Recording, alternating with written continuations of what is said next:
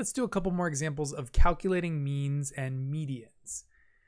So let's, as number 6 says, let's return back to our example from the previous page. Let me go ahead and put that up on the screen real quick. Where we had 10 students, we had their ages, we had their majors, and we had their GPA. Let's go ahead and find the average age of our sample of students, and let's find their average and mean GPA as well.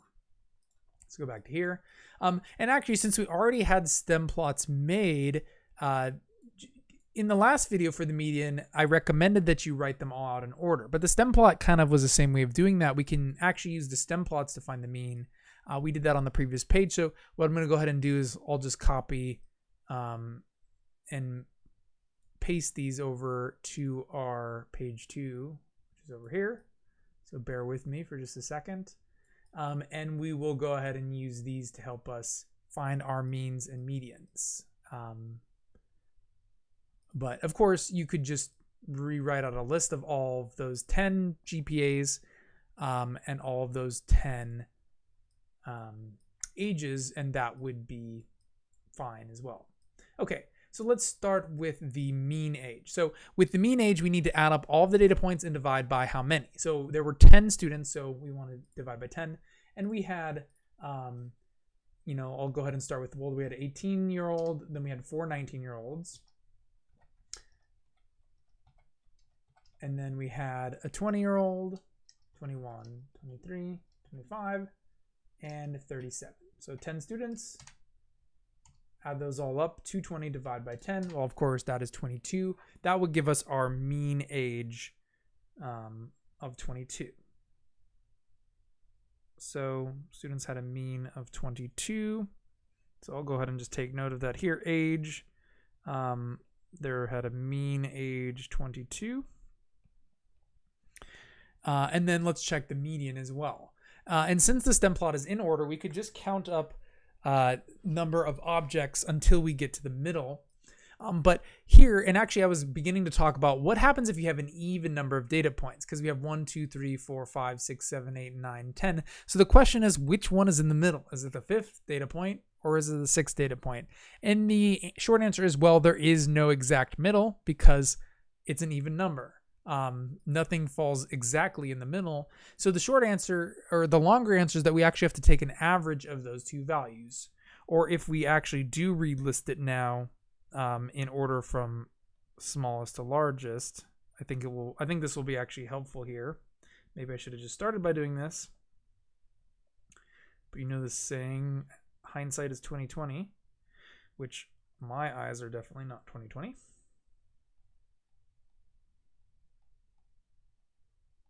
Okay, but if I lay out all the data points, again, I can see that there's 10, and there isn't one number that's exactly in the middle. Because let's say I was, kind of going back to, well, this was kind of my question. Which one's in the middle, 19 or 20? From a symmetric standpoint, neither one is in the middle. Because if I selected 19, there would be 4 to the left and 5 to the right. That is not exactly central. Same with 20. So the short answer is the median is in between them. And a common way of writing it is we put a little line in between them, indicating that technically the median, the middle is partway between the numbers instead of being right on. Like in this example, the median was exactly right on 91 because there was 3 to the left, 3 to the right. Here, it would be between 19 and 20 because we'd have 5 to the left, 5 to the right.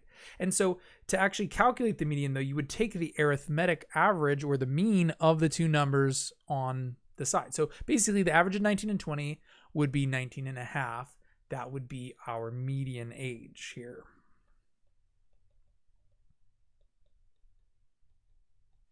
And that's it. So let's do the same thing for GPA. Let's do it just a little bit faster. So the mean GPA, we just need to add them all up and divide by 10. So we had a 2.2, 2.4, 2.5, 3.0, 3.5. And then, oops, I missed the 3, 3.8. And then we had 2 3.9s. Okay, so our total GPA is 32.5, and you always want to find the total of all the values and then divide by the number of objects, 10, 3.25. So it seems like our mean GPA, I mislabeled my thing, and there's no significant meaning to these symbols. I'm just trying to organize my information. But the mean GPA of our students was 3.25, and their median, haven't found that yet. But again, basically we would need to go to in between the 5th and 6th entry, because again we have 10, same situation. So I have 1, 2, 3, 4, 5. It would be between 5 and 6 here. So between 3, 5 and 3, 6. So I'll go ahead and I'll mark it in red or something just to sort of denote.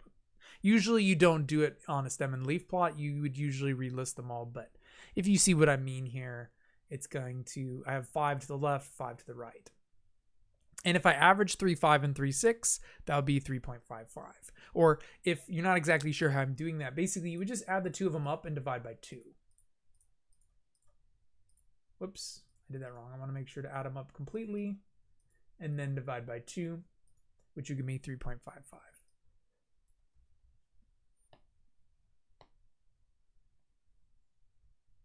Okay, let me write that down. And I wanted to finish this video off by talking a little bit more about what these mean and why we care. So, okay, we've analyzed all of these terms for our students.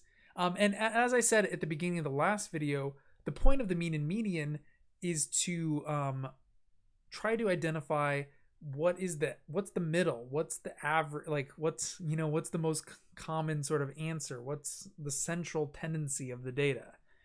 And what they often give us different answers. Sometimes the mean and median might be the same number, but often there's a little bit of variation. But sometimes the difference between the mean and median can describe the symmetry of the data. Data which is very heavily leaning towards an average, and often data in such a way is often what's called normal distribution data. And we'll talk about a lot of different types of distributions as the semester goes along. But data which is very symmetric tends to have mean and median be the same or very, very close. Data which has a little bit of differentiation, like this case, is not as balanced. Like with the age, you can see it was a little bit more balanced towards younger students. And when we're looking at our mean, 22, it definitely was closer to these younger students than it was to the older ones. And the median was even closer because obviously the frequency of those young students was much higher. So it can actually skew a little bit more towards your most frequent data point as the median. But the mean is susceptible to being offset by outliers, which is just a way of saying certain data points which are different than the rest. And with the GPA, very similar as well. Here, it was the median came out higher than the mean, but that's because we had quite a few GPAs that were quite a bit higher, and the median ended up falling between these higher values. And the mean was offset by, the few students who were in the 2s, where there were quite a few more that were above 3.5. And, they help us to understand the data, and they're just descriptors, ways of analyzing this data, which can sometimes be quite relevant. Another term that is worth mentioning before I end this one up is mode.